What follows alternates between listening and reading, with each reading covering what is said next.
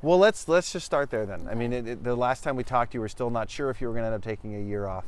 You do end up taking a year off from Stanford, a gap year, but you're still training. How difficult was that to step back and go, okay, I'm going to wait now and just kind of go full bore towards the Olympics? Yeah, it was a tough decision because on the one hand, I felt like I was really ready to, end my chapter with Riptide in my life and move on to Stanford and go to college and be on my own. And I just been looking forward to that for so long, and it was perfect timing for me too with swimming. Like I have Olympic trials and I'm graduating high school and I'm able to like finish everything really nicely and neatly and then move on to Stanford and start my collegiate career and all that. And so it kind of sucked when everything got canceled. It was like my world just really got turned upside down. And I know that was the case for like everyone, but yeah, that's what it was for me in my situation.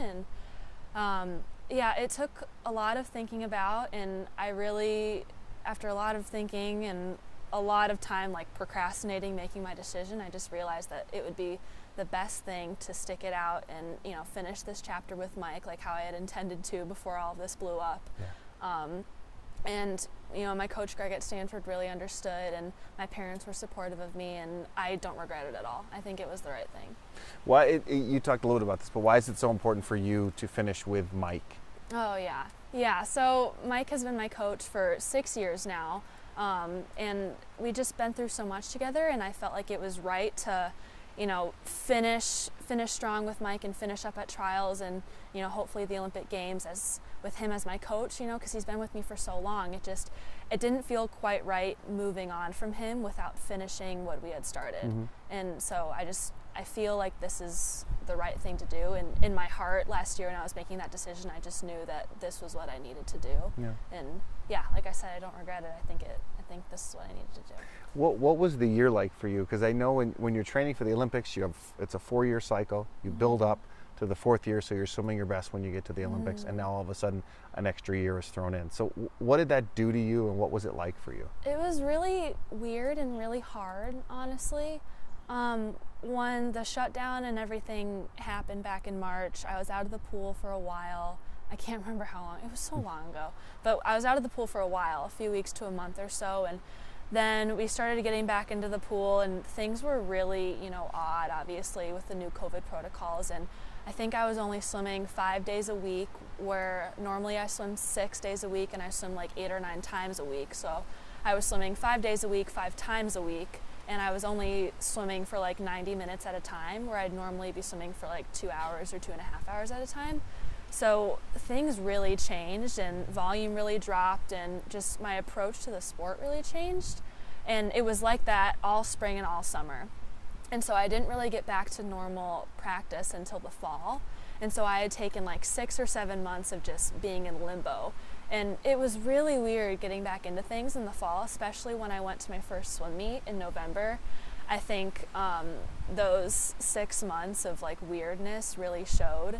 And I honestly think I'm still trying to recover from that, but it's just how it is. And I know that a lot of people are in the same boat as me, and everyone's been through something kind of weird and funky. And it's easy to kind of like make excuses for myself and be like, oh, well, if I'm not on my game, it's because of, everything that happened. Well, it's like, everyone had that happen to them. So I'm going to go into this meet, and things are going to go how they're going to go, and I've done all that I can, and I know that everyone else has done all that they can, so it'll be really interesting to see with this extra year, because it's been a very interesting year. Was it weird to fight that feeling that you were falling behind? I mean, even though everyone else is going through it, as an elite athlete, you're always trying to get ahead of the competition. Did you have to fight back that feeling, going, okay, I'm not falling behind because everyone else is having to deal with the same thing? Well, if I remember, at first I was really stressed about it, like being out of the pool. And then after like a few weeks went by and then we were starting to get back into things, I really was appreciating like the time away. And I remember I loved having Saturday and Sunday off. I loved having the whole weekend to just relax and have fun and like be a teenager. And now looking back, I'm like, well, shoot, like I wish I had done more, but at the same time, it's like, I think I needed to do that. Like I got to be a kid, I got to be a teenager, I got to have fun, I got to have those few months to just, have some more time to just be me. And so, it was weird because at first I definitely was like super stressed out about it. But then I just kind of realized, like, you know, like I'm doing what I can do, and I'm also really enjoying this change. So yeah, looking back, it's kind of like should I have done that? But ultimately I did it, and I was really happy during that time. So no regrets again. No regrets. So, yeah.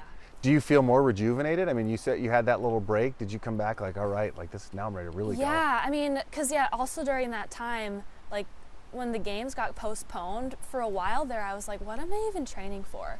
Like I knew that the games were going to go on in 2021 like they are now, but at the time it just felt like a world away, and it just felt like it was never going to happen. And so I was struggling a lot with motivation, just because I was like, why am I doing this? Like I felt like I had been working so hard, I'd been in such a nice role, and I'd been performing really, really well in the first part of 2020, and then everything just got cut off. And I just, for a little while I was like, why am I doing this? Like, so motivation was struggling.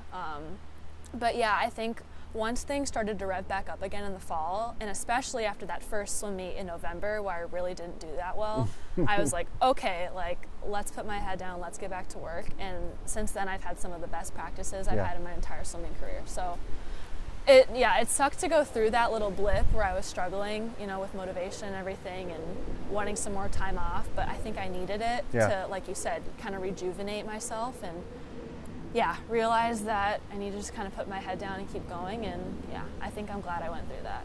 And do you feel now like you're back to swimming your best again? I mean, you set up a record already this year? Yeah, I certainly hope so. I mean, I've had a few kind of tough meets in January and early March, but then I really came back and had some strong performances in mid-March at a local meet at the University of Minnesota. And I think that really boosted my confidence a lot. I mean, I feel like I say that all the time. But I do truly think after having a rough patch for so long, coming back and performing really well was really, I think, important to my confidence. So yeah, I'm feeling a lot better, and I have a meet coming up in a week and a half now, and I'm really excited about it. Yeah. Because I've been training really, really well. I normally don't really like to talk about it. Normally my coach Mike likes to talk about how I'm training, and like he'll talk about it with other people, but I just kind of keep it to myself. But I've been training really well, and I'm really psyched about it, and it's been really difficult. Training's been hard, but I'm doing really well, and I'm really happy about it. When you say you're training really well, like how do you know that you're training really well? What's that example? So if my coach Mike gives us really difficult sets, sometimes he'll like expect us to fail, like not complete the set correctly. And you know, I've been completing everything correctly, and I've been doing really well, and I've been swimming really, really fast in practice. And after almost every practice I've had with Mike, he's just been like wow, like great job, you're doing awesome, I'm very proud of you. And you know, he doesn't always do that, but he has been. And he always says you're training lights out, like you're doing awesome, and it's good to hear, especially right now. So yeah, that's normally how I know. Do you feel if you do get to Tokyo, you obviously still have some more to do, will you appreciate even more because you've had to wait so long just to even try to qualify and get there? I think I hope I will. I'm thinking about the games and trials so much. It's like I'm trying to distract myself, but I'm just thinking about it constantly. And sometimes I'm thinking that I'll just be so thankful and grateful to be there if I'm able to make it there. And then other times I'm worried that like if I make it there and I don't perform like how I'm hoping to perform, if I'm going to be like, oh well, if the games were last year, like they would have gone this way, and then I would have, you know. And I just don't want to think like that. So I'm really just trying to think positively, like how you were saying, and how I might. And I'm just trying to think positively about it. I mean, I've done everything that I can do, and life has thrown some crazy stuff at all of us, and I can't change that. You know, the games could have gone last year, but they didn't. That's just life. And yeah, they're gonna go how they go. And I think I really want to live in the moment there and realize that the games, like, they could easily not happen at all. Yeah. And if I'm able to make it and then they go on, I really want to be grateful and just perform my best and be happy and not be disappointed with anything, just because at that point it will be such a blessing to be able to be there. So. And you got a year to swim and not have to worry about school too much, so that was kind of nice, right? Yes, yeah. Is it different? I mean, when you don't have to worry, I mean, your whole life you've had to balance such a rigorous schedule of swimming and school, and now this year you didn't have to do that as much. Yeah, it was interesting. It's a lot less stressful, but I'm finding that the rigor is kind of nice. I think I do my best when I'm busiest, which sucks because I handle stress with swimming very well, but I do not handle stress academically well. I do well in school, but I stress myself out to the max with school.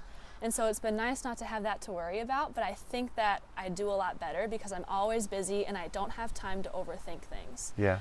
And so I think that would be my only complaint, I guess, with this year off, is that I have a lot more time to think about swimming. and then I just, my mind spins about it. Yeah, and so I'm trying to distract myself as best I can, but yeah, I just think about it a lot. And I remember, how do you distract yourself? You've taken up video games or anything like that? Oh my God, yeah. You have? Actually, yeah. What do you play? Nothing like crazy, actually. So my sister has a old, gosh, I think it's like a 2003 GameCube. Mm-hmm. And she has Super Smash, and I've been playing so much Super Smash. Just like going back to my roots. Like I played that game when I was like 4 with her growing up. That's great. I never got into Xbox or anything like that. Yeah. Don't really play Wii. Yeah, just You're Super playing, Smash. sticking with the classics. Oh yeah, and Good for you. I read a lot at the beginning of quarantine, but I'm kind of like over my reading phase right now. I just like haven't found anything I've gotten into, and I'm playing like stupid games on my phone like Candy Crush Saga and like Sudoku. I'm just doing like the dumbest things to like anything to stay keep your busy. mind off it. Yeah, yeah. Good and for you. so yeah, I just gotta do what I gotta do. Yeah.